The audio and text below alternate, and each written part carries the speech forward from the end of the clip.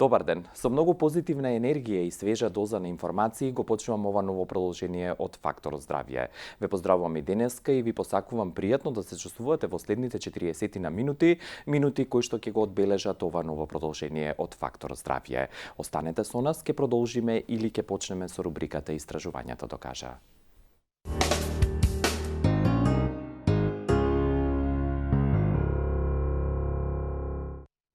Според објавените нови податоци на Светската здравствена организација, бројот на заболени лица од дијабетес во светот се приближува кон бројката од пола милијарда или 500 милиони луѓе во светот. Она што загрижува и што се треба особено да се земе во предвид е фактот дека дијабетесот како заболување не е веќе болест само на модерните општества, туку и на земјите во развој. Ова го потврдуваат податоците од Африка, бидејќи субсахарска Африка има околу 90% од лица кои што се непријавени дијабетичари, а исто така во Југоисточна Азија околу половина од бројот на дијабетичари не се свесни за својата болест.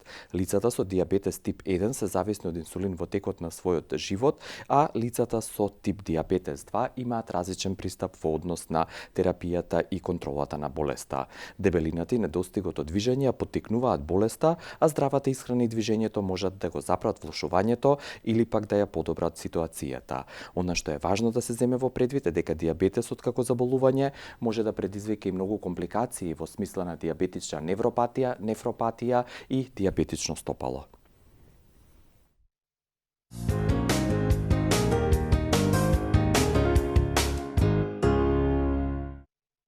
Ја споменуваме шеќерната болест или дијабетесот, бидејќи денеска во Фактор здравје како тема ви ги нудиме новитетите во однос на терапевскиот пристап и третманот на оваа хронично незаразна болест, која што во светот има пандемиски размери и која што за многумина значи контрола пред се на начинот и навиките на живот. Овие новитети денеска во Фактор здравје ќе ви ги презентираме преку разговорот со професор доктор Милчо Богоев, субспецијалист ендокринолог од специјалистичката ординација по интерна медицина и ендокринологија, професор доктор Богоев од Скопје. Професоре, добар ден, добро дојдовте и како сте? Благодарам, добро.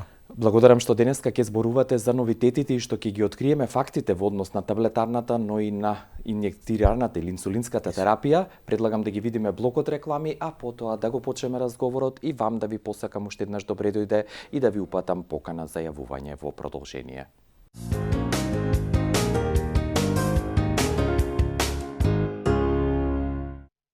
Со професор доктор Милчо Богоев, субспецијалист ендокринолог, денеска во Фактор здравје ќе потсетам, ќе зборуваме на тема новитети во третман на шеќерната болест или дијабетес мелитус тип 2, оној тип на дијабетес кој што е стекнат во текот на животот. Во однос на експертизата на професор доктор Богоев ве упатувам во истоимената ординација на 022-700-008, а вие доколку имате интерес ги имате телефонските броеви за ваши јавувања.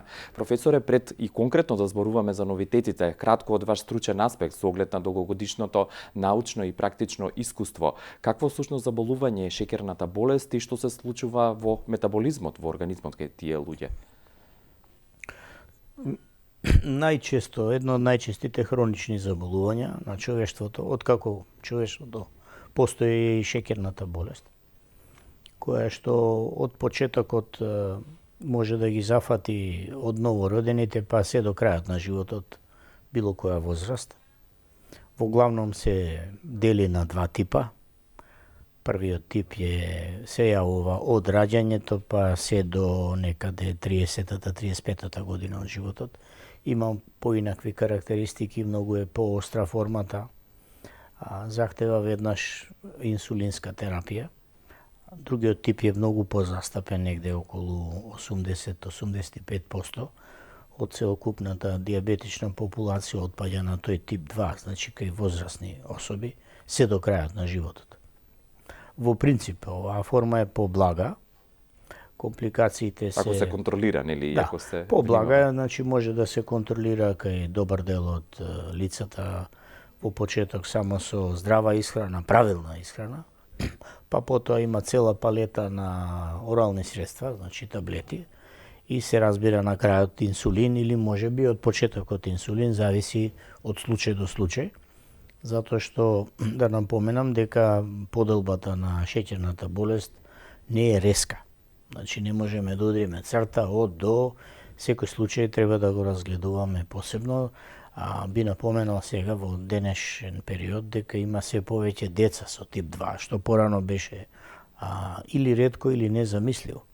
Тоа се воглавном дебели деца кои што имаат особини би требало да имаат тип 1, меѓутоа имаат особини на лица со тип 2, кои што се преухранети, лошо исхранети и така натаму и се лекуваат малку на поинаков начин отколку правиот тип 1. Суштинската разлика помеѓу двата типа на болеста е во тоа што кај типот 1 по правило нема инсулински резерви или тие трајат многу кратко време од првите знаци на појава на болеста. Значи не се лачи инсулин од панкреасот. Нема од каде да се лачи, исцрпени се резервите, панкреасот е уништен. Значи се субституира или заменува секогаш. Да, најчесто се работи за автоимуно страдање, кога самите клетки, бета клетки на острвото пропаѓаат рапидно. Се смета дека негде веќе преку 60-75% кога ќе пропадне од фондот на клетките се манифестира болести и кај нив тоа оди рапидно.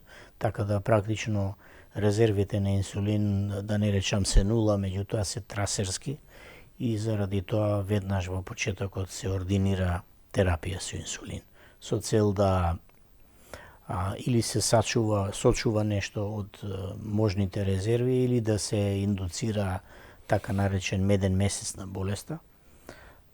Медениот месец на болеста е честа појава кај типот 1 и тога погрешно луѓето сваќаат дека ете болеста отишла, се излечила и така натаму. Но не е така. Не е така, затоа и се вика меден месец, бидејќи трае кратко. Може да трае и повеќе месеци, дури до година. Опишани се случаи кога настапува една стагнација или регенерација на панкреасните резерви. Се мисли на инсулин, на инсулинските резерви, кој што понатаму нагло се исцрпува и болеста ја поприма правата форма. Значи тој е меден месец. Во тој период често пати на пациентите не им даваме, не им се препишува инсулин или се даваат мали дози со цел да нивното лачење домашно, да речам, од самиот организам се сочува малку подолго време, што е основа на стабилноста на болеста. Кај типот 2 има многу фактори, премногу, и можеме да кажеме дека во главном се работи за надхранети особи, возрастни особи, во главном во шпицот е негде преку 45-та година на животот па до крајот на живот.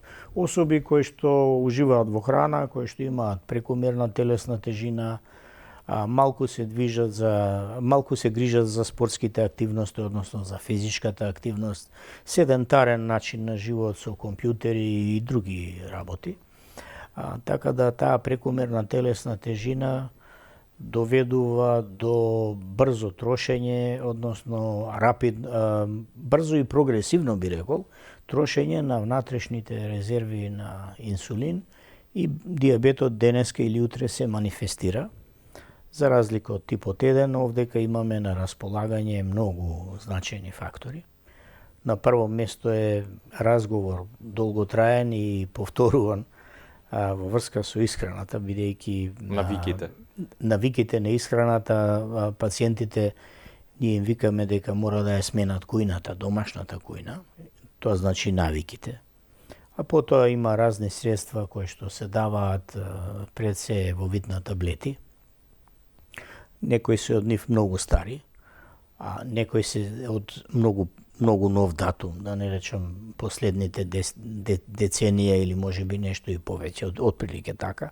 И некои најнови се разбира дека во текот на времето ќе излегуваат, се надевам дека и нови групи на лекови, меѓутоа сакам да напоменам дека основно е и за нашите гледачи и за колегите посебно дека пристапот кон лице со шеќерна болест мора да биде строго индивидуален, не шаблонизиран, значи еден тип на лекови и тие ги даваме на сите и со тоа пациентот е 2-3 дена задоволен или нешто повеќе. Но на долг рок?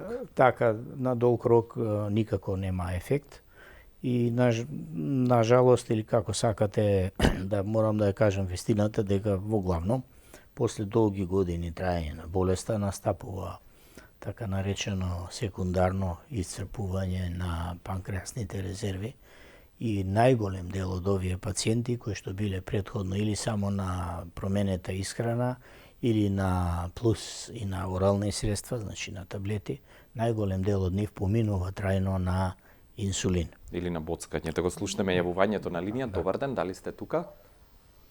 Ало, добар ден. Доколку не сте... Ало, добар ден. Да, ве слушаме, господјо. Кое е вашето прашање? Прво да професор да го поздравам, стварно е голем стручњак и феноменален е. Благодарам. Го познавам лично. Јас сакам да прашам следново. Што се однесува за, например, кога се прави класична крвна слика, не се покажува шеќер. За она скриениот шеќер, дали лицата ако има скриен шеќер ослабуваат? Дали ја губат тежината? Тоа сакав да прашам. Али тоа што имам пријателка што стварно за кратко време изгубим голема тежина, едно 10 кила за година дена. Ние правиме истражување сега на повеќе места, па дали тој скриен шеќер да не е причина и за слабење? Тоа сакав да Дали ова прашам. доволно, професоре? Благодарам и за вашиот интерес. Во принцип може да биде причина за слабење. Јас кратко ќе се обидам да објаснам. А тоа што луѓето го викаат скриен шеќер, тоа би значило во главном следно. Дека на гладно вредностите на крвниот шеќер се или нормални или приближно околу нормалата, нешто над, малку. Потоа се прави тест на оптеретување кога пациентот пие шеќер и на одреден временски интервал, во што сега не би навлегувале, суштината да ја кажеме, значи после 2 часа се зема Повторно шеќер, да, повторно се мери шеќер и со тоа се има одредени граници кога се знае кога е особата здрава, нема шеќерна болест, кога е на граница. Значи, велиме во тој случај има нарушена јаглено-хидратна толеранција и кога има всушност шеќерна болест, а не знаел. И во вториот и третиот случај може да дојде до благо опаѓање на тежината, меѓутоа за 10 кила е сепак голем пад. Јас би Дури советувал за една година, нели? Да, за една година е голем пад на телесната тежина. Би советувал евентуално да се проверат други фактори, едно ехо пред се на абдомен и мислам дека пред се штитната жлезда покрај шеќерот. Да, благодарам за овој одговор и веднаш ќе вклучиме уште едно јавување. Добар ден. Дали ме слушате? Во програма сте и вие? Доколку не, ве поканувам повторно да се јавите и да го намалите тонот на вашиот телевизор, за да зборувате во слушалка. Да, ве слушаме. Добар ден. Добар ден. Кој е вашето Сакам едно прашање? прашање да поставам до професорот. Поставете го. Поради полицистични јајници препишан ми е глукофаж 500 после ручек. Добро. Дали е тоа во ред? Добро. Благодарам за вашиот интерес. Благодарам. И уште едно јавување имаме во овој блок. Добар ден. Дали ме слушате и вие? Добар ден. Ало, Во програма сте? Дали сте на линија? Доколку... Ало. Да, ве слушаме, зборувајте. јас се јавих пред малку. Добро. Е, Имаме некој технички сум проблем, ќе ве другата страна поканам. телевизија, затоа не знам. Да, повторно да се јавите 6091925 или 6091924. Синдромот на полицистични Така, јаници го така. спомена господјата. Така е. Ја претпоставам дека се работи за девојка, млада жена или девојка. Обично тога се манифестираат полицистичните јајници. Полицистичните јајници се всушност аномалија, не страшна, на самите јајници, каде што има цисти кои што лачат разни видови на материи, меѓу другите и хормони. Меѓу другите хормони кои што може да ги лачат полицистичните јајници спаѓа и инсулинот. Према тоа, добар дел од оваа популација има поголеми вредности на инсулин или велиме инсулинемија покачена, што рутински одредуваме при постоење или сомневање на полицистични јајници. Ова и хиперинсулинемија доведува до гојност, значи до зголемена телесна тежина кај пациентите и се разбира до други несакани можни појави како што се нарушување на крвниот притисок, масна кожа и така натаму, во што сега во моментот не би навлегувало. Спрема тоа, доколку кај полицистични јајници имаме хиперинсулинемија, лек на избор е метформинот, односно глукофажот или како сакате, тоа е истиот лек кој што се дава со успех и без никаков ризик кај овие пациенти, може да се зема многу долг период на време, дури и во случај на бременост. Да, благодарам професоре и за овој одговор и уште едно јавување. Добар ден. Ало, добар ден. Кој е вашето прашање, господјо? Зборувате слободно. Нешто ме го со бубрзите имам проблеми. Добра. Одам на доктор, ништо не ми кажуват. Многу ми слаба ми е крвта. Добра. И јадам благо. Не јадам многу, ма па у денот 2-3 пати. Солено не смеам да јадам, кисело ништо не смеам да јадам. Одам на доктор, ништо не ми кажуват. На сликата ништо не се појавува. Имам скршеници, ликото од скршеницата е. И сега сакам да го питам доктора што може да ми одговори. Некои прашања ако може. Добра. Претпоставувам дека ако е шеќер, нели како компликација може? Не, ако е шеќер, јас не чув таков податок. Скршеница само рече господјата. Во тој случај треба да се обрати на нефролог надвор од темата. Да, иде и одговорат конкретно. И уште едно јавување, добар ден. Ало, добар ден, господин Илија. Да, господјата открива Паланка, да. Како сте? Добро, супер сум, поготово со вас, толку ве слушам и многу ми значат советите од вашите доктори, значи прекрасни сте сите. Вака да ви кажем, оно не е за смејање, ама јас се толку изнасмеем. А да ви кажем дека ја у мој живот не сам никад тој проверила шикер. Еве, мислим, у пензија сам више и не сакам дека прашам докторот овие што ги имат у сите куќи апарати. И се мерат, у која куќа да улегнеш, дај да ти измерим шикера. Бе, манете се тамре кој ќе ми мерите ако го треба, јас идам во амбуланта, ќе се отидем, ќе се измерим. И од што се тај толку народот и бцкат се и пред 30 години имамо ние, мислим, некои мои роднини, леле тој телото ни е се избодено, се не знам од што се тај, а еве ја на пример благо, па не ми га сака душа, некој вика од благо, нема врска, сакам да го прашам докторот од што толку тај шикер, секој друг човек со најлонот трчат, па ја нема што да ни правим, викам ајде не се точни апаратите, дали се тие точни што ги употребуваат, мислим, кутните, или овие кад си отидеш, мислим, на кај матичен доктор. Поздрав да вас смеш, не за смејање, ма мене више ми стана смешно од овај народ, значи стварно, без да си купат нешто да изедат, само со најлоните трчат и лекови пуно, не знам овој што ги. И се, мислим, не дочекува старост, се пред време, тој ми е кривосек да живеа да нега ја човека. Поздрав и убава недела да имате се наубаво. И вие исто, господи, професор, уште едно јавување имаме и ќе одговорите. Добар ден. Ало, добар ден. Добар ден. Кој е вашето прашање? Јас имам диабетис тип 2. Добро. Не сум многу дисциплинирана, морам да признам, и секој ден го мерам од сабајле, околу 7,5 се движи. Бидејќи докторот рече дека секој пациент е индивидуален, би сакала како да можам да стапам у контакт со докторот, лично да се видам и да закажете термин. Консултирам. Да. Ќе ви дадам информација веднаш и тоа 022-700-008 е бројот на специјалистичката ординација професор доктор Богоев во Скопје, каде што професор доктор Милчо Богоев, субспецијалист и ендокринолог ординира и можете да се пријавите пред се за бесплатен совет и понатаму нели ако треба третман и ревидирање на терапијата тоа да го направите. И професоре пред блокот реклами само кратко господјата што праша да открива Паланка, може ли рутински да се мери шеќерот без симптоматологија да се провери? Препораките општи се шеќерот да се мери дома.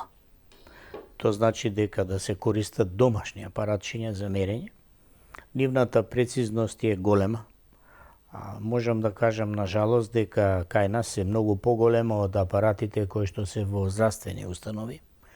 Бидејќи тие апарати во здравствените установи се одлични доколку се одржуваат. Тоа значи на одреден временски период да се чистат и калибрираат. Јас се сомневам дека тоа се прави на време. Домашните апаратчиња немаат потреба од такви манипулации, према тоа самите се калибрираат, нема повеќе траки за калибрирање и нивните грешки се минимални.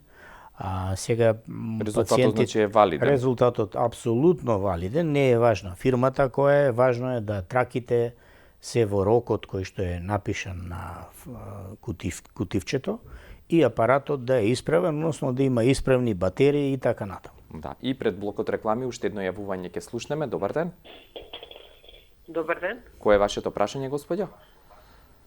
Сакам да прашам докторот. Правена сум 2 пати операција од фисура. Имам полипи на дебелото црево и дали е можно од тоа за една година 40 кила да ослабам? Благодарам за вашиот интерес и уште едно јавување во овој блок. Добар ден. Ало, добар ден, зборувате во слушалка, да. Видите, ја пред малку Се јавивте, добро? Пред малку се јавив. Да. Вие ми кажавте контакт со професорот, докторот, да. ама толку брзо го кажавте да немам шанса да го запишам тоа. Ајде и ве запишете, дали може сега да го кажам уште еднаш? Да, може само поспоро да Да, молам. значи 27 Да. 2700 008.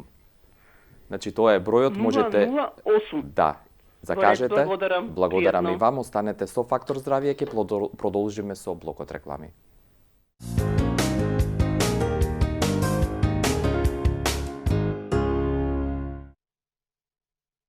Ја продолжуваме емисијата и денешната тема новитети во третман на шекерната болест со професор доктор Милчо Богоев, субспецијалист ендокринолог. Повелете и вие, добродојдени сте и натаму на 60919225 и 60919224.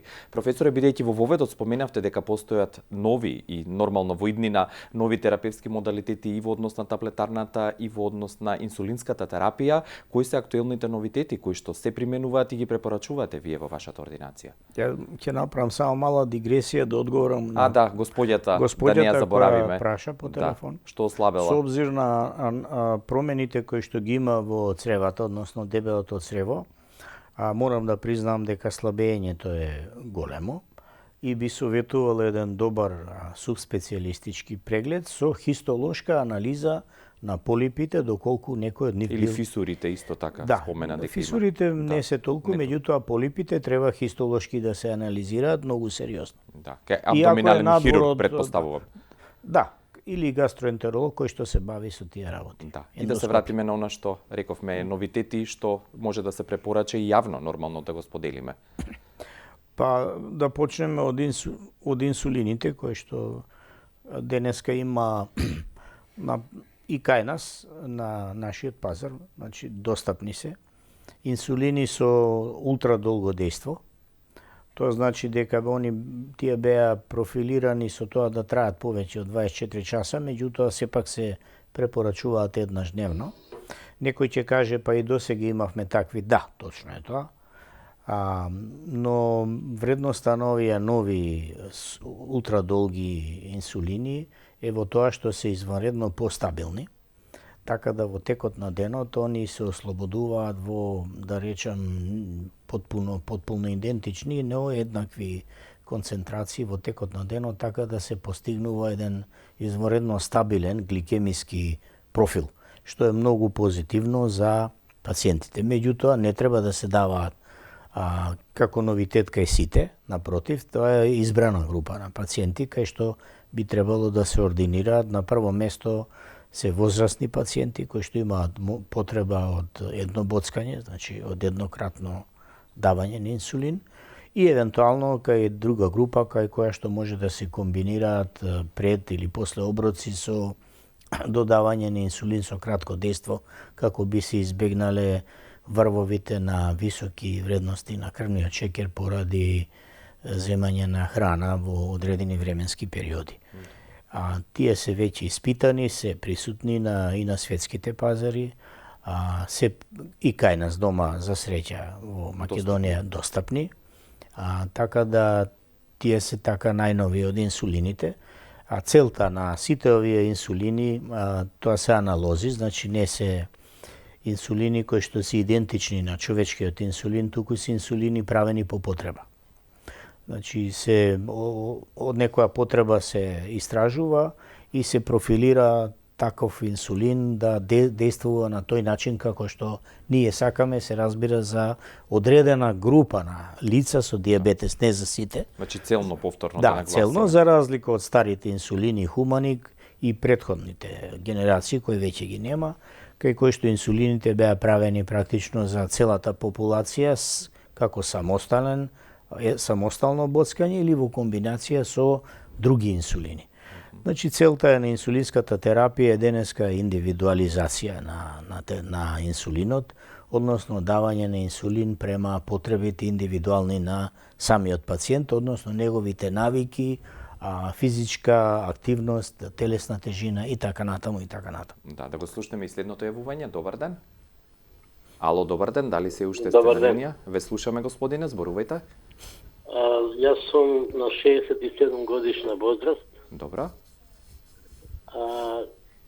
Шеќерната болест ми е констатирана пред 12 години. Добра. Почнав со глукофаж, па после година и пол-две со инсулин и до ден денешен. Покрај ова диагноза имав во последните 2 години 3 тешки операции, простатектомија радикална, понатаму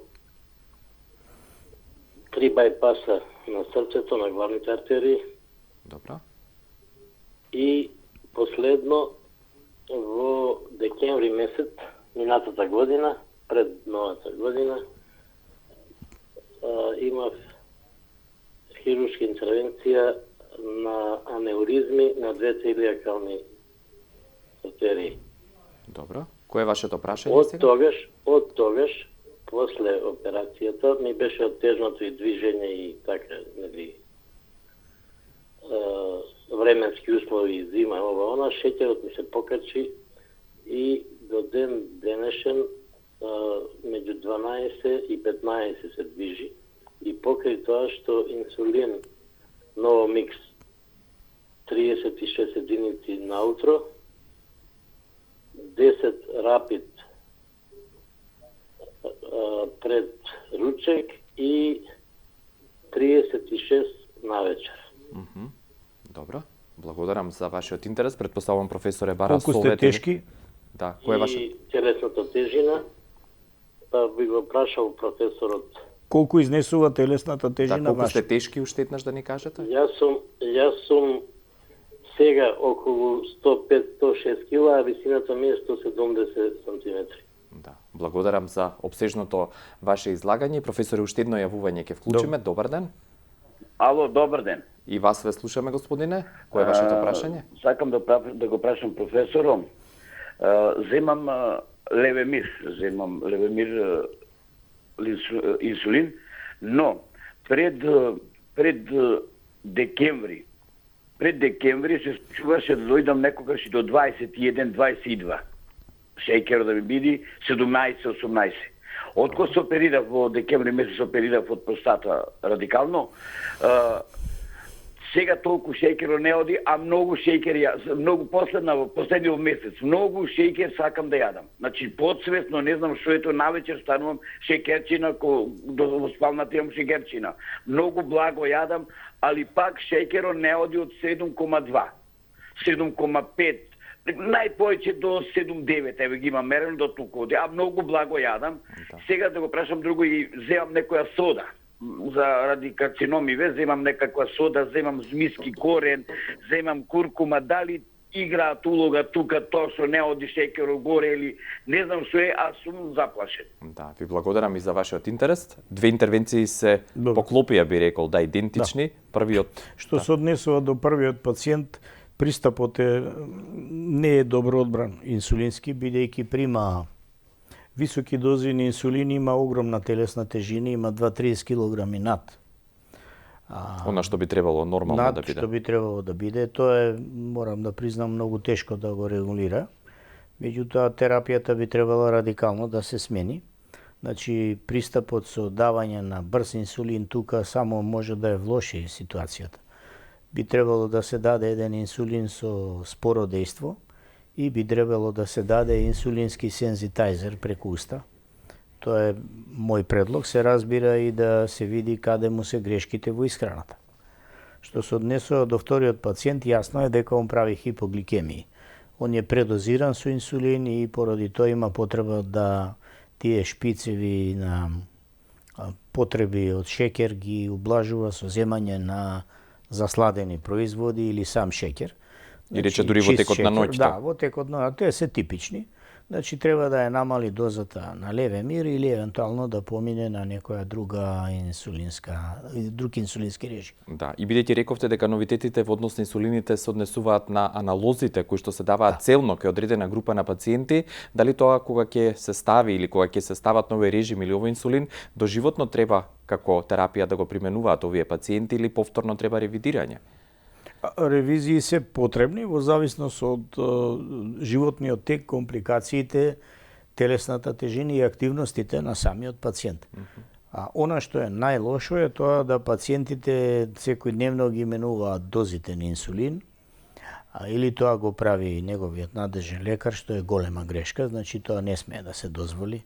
Дозите треба да се менуваат со знаење и многу поретко, бидејќи брзо менување всушност значи или непослушен пациент или или недобро квалификуван лекар.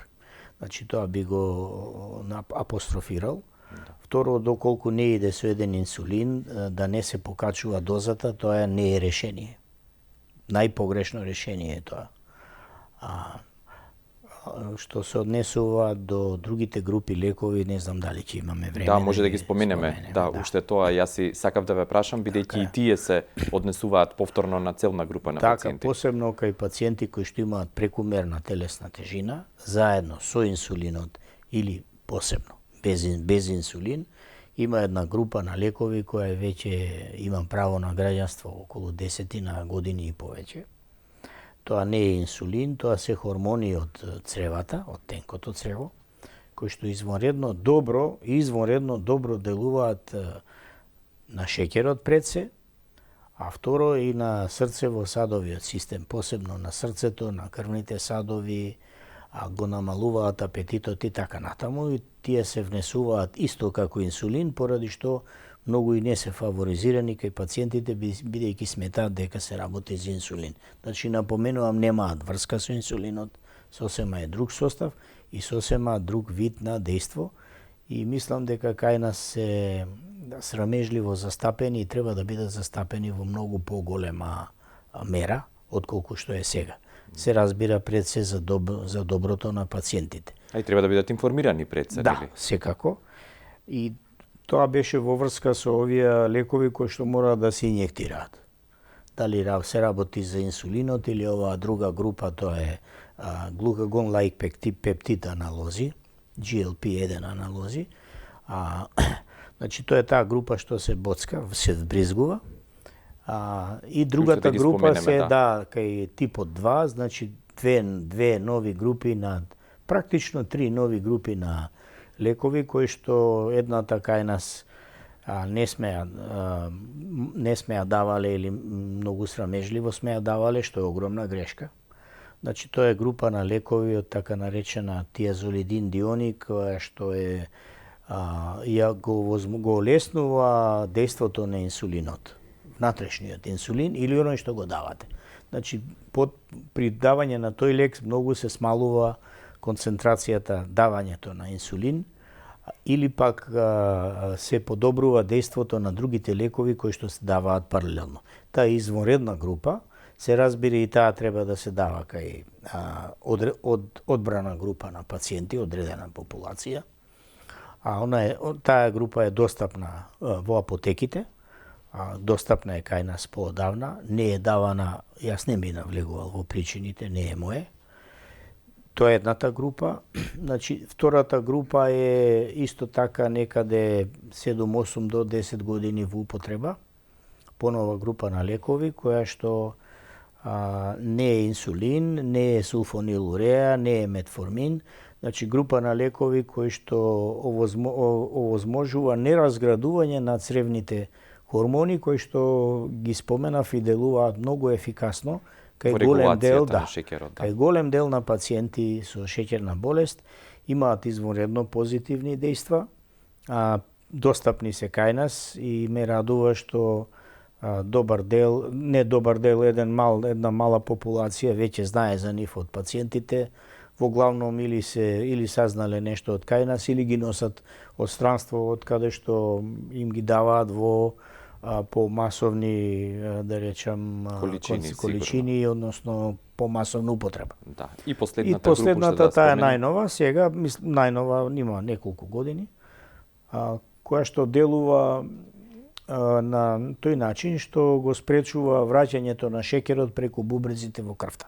Значи да се измокри целиот шеќер, целиот секој пат не можеме, меѓутоа големи количини на шеќер да се измократ како не би дошле во крвта и би го влошиле крвниот шеќер, односно покачувањето.